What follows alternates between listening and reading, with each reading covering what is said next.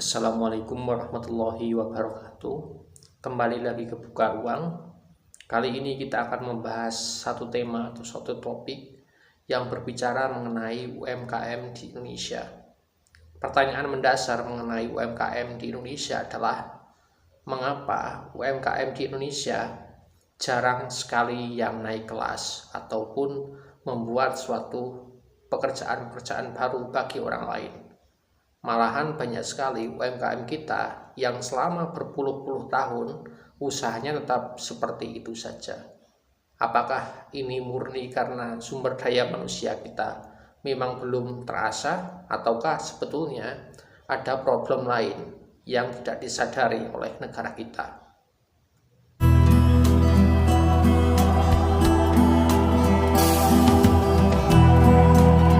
Dekat tempat tinggal daerah saya ada seorang tukang bakso, kita sebut saja namanya Pak Bardi.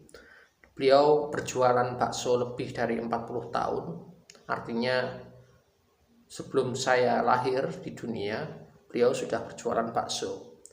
Dan selama 40 tahun itu beliau menjaga cita rasa dari baksonya, kemudian disiplin membuka warungnya. Jadi setiap hari beliau buka jam 9 pagi dan tutup jam 10 malam.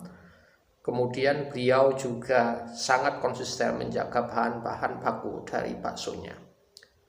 Pertanyaan yang kemudian muncul dari bakso Pak Bardi ini adalah, mengapa kehidupan Pak Bardi tetap menjadi ekonomi yang miskin, ataupun usahanya tidak ada kemajuan yang signifikan, bahkan sama sekali tidak maju secara ekonomi.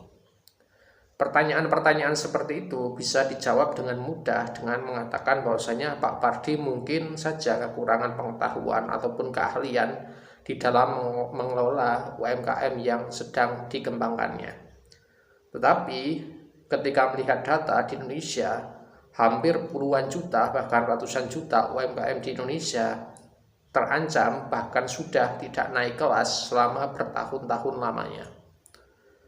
Pertanyaan mengenai apakah penyebab dari tidak naik kelasnya UMKM di Indonesia menjadi suatu problem ketika negara-negara di dunia lain sedang berusaha untuk menghubungkan UMKM-UMKM-nya dengan teknologi. Indonesia masih berupaya untuk membiayai UMKM yang berdikari sendiri. UMKM di Indonesia bisa dikatakan sebagai UMKM yang masih tertinggal jauh dengan UMKM-UMKM.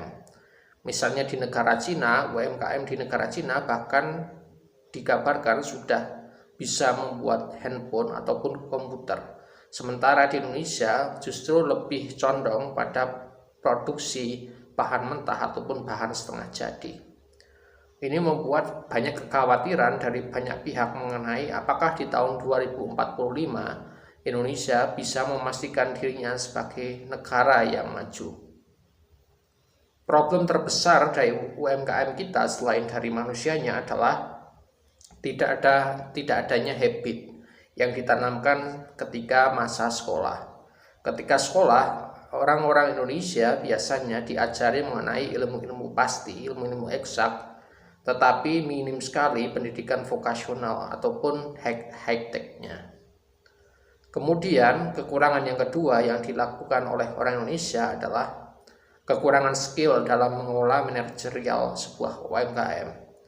Banyak orang Indonesia tidak mengerti apa itu cash flow, apa itu pendapatan bersih ataupun pendapatan kotor, sehingga pendapatan yang biasanya didapatkan hanya diputar sesuai dengan perkiraan semata, bukan hitung-hitungan yang sifatnya ilmiah. Kemudian orang Indonesia juga kesulitan untuk mengadakan sebuah pekerjaan karena pekerjaan-pekerjaan tersebut pada dasarnya masih bisa dikerjakan sendiri ataupun hanya sedikit orang saja yang dibutuhkan untuk sebuah pekerjaan tertentu. Kemudian yang tentu saja belum bisa dilakukan oleh orang Indonesia kebanyakan adalah membuat industri. Industri dari hulu sampai hilirnya, orang-orang Indonesia hanya kadang terpaku pada industri hulu ataupun pada industri hilirnya, sehingga tidak bisa berkesinambungan satu sama lain. Banyak sekali faktor-faktor yang membuat UMKM di Indonesia tidak mengalami kemajuan berarti. Di Wonosobo sendiri ada sebuah program yang sempat hampir jadi, yaitu Kartu Startup dari pasangan bupati yang kalah, yang sebetulnya berfokus pada pengembangan UMKM dan inovasi di dalamnya. Di dalam program tersebut sebetulnya diinisiasi untuk menerapkan prinsip inovasi dan inventif terhadap suatu produk-produk tertentu, khususnya di dalam bidang teknologi dan high-tech. Tetapi yang menjadi kritik bersama dari program tersebut adalah tidak adanya linked ataupun keterhubungan antara satu UMKM dengan UMKM lainnya. Misalnya dalam proses pembuatan roti, tepung yang digunakan di dalam proses pembuatan roti merupakan tepung yang dijual untuk konsumsi, bukan untuk produksi. Dan kemudian tepung yang kemudian diproduksi bukan berasal dari tanaman yang sifatnya produktif, tetapi justru tanaman yang dijual secara konsumtif. Ini membuat banyak sekali orang-orang beranggapan bahwasanya UMKM di Indonesia tidak berhubungan satu sama lain dan dibiarkan secara liar. Bahkan banyak sekali kasus-kasus bahwasanya UMKM itu bangkrut ataupun tutup usahanya, dan kemudian orang-orang Indonesia menghubungkan proses tersebut dengan keadaan ekonomi yang memburuk. Padahal banyak sekali faktor yang mempengaruhi tutupnya sebuah UMKM tertentu. Solusi dari UMKM yang tidak naik kelas di Indonesia bisa kemudian dibagi menjadi 4 tahap untuk membenahinya. Yaitu tahap pertama yaitu adalah created habit, atau membuat habit baru atau kebiasaan baru di kalangan anak-anak sekolah untuk berpikir inovatif dan berani untuk berwirausaha.